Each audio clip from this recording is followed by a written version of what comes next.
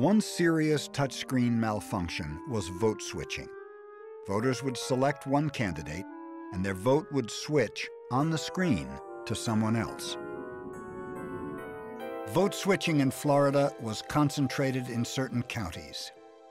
In my area, in Palm Beach and Broward counties on Election Day, remarkably, every complaint was never anybody who intended to vote for George Bush, but who couldn't. People were indignant or near tears because they had pressed Kerry when they were trying to vote, and the machine itself lit up and said Bush. Again, the good news, problems in Florida virtually non-existent, just small glitches here and there. Mainstream news neglected to mention certain difficulties faced by voters, like vote switching. Though there was little TV or radio coverage, election hotlines were getting reports of vote switching from at least 13 states. Mahoning County, Ohio, was one place where votes were switching on multiple machines throughout the day. Well, I voted for Kerry. And when I got to the final page on this computer screen to say who my final votes were for, it came up Bush. I pushed the square for John Kerry, and I almost went on to the next page before I realized that it was lighting up George Bush.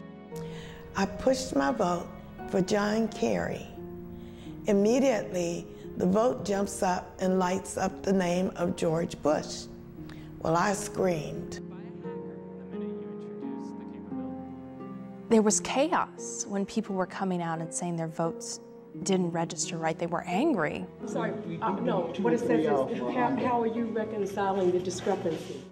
And right away, one of the aides ran over to me, and she says, "Oh, push it again." That's been happening a lot.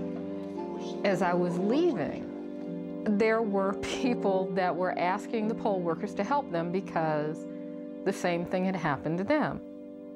And I thought to myself, you're not real computer literate. Did you push the wrong button? Then when I got out into my car, I was thinking, no, something happened to me. Something happened to me. That machine is not right. A few months after the election, we had a gathering here at the church. We met in the church basement. And one of the things that we did is just ask how many people know someone, not just a story, but know someone whose vote switched. And just in that room of 40 people, we knew 50.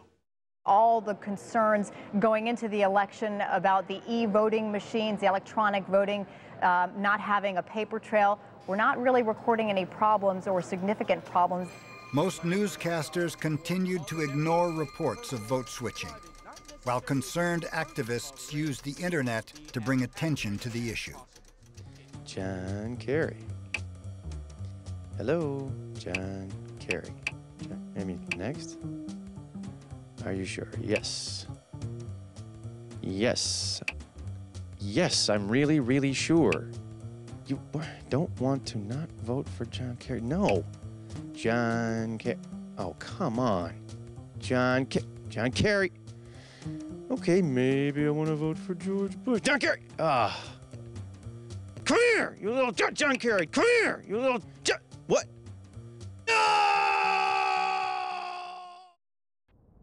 In more than 90% of vote switching reports, votes cast for John Kerry switched on the screen to George Bush. There should be an expectation that the anomalies would fall kind of 50-50. Some would support one candidate, some would support the other candidate.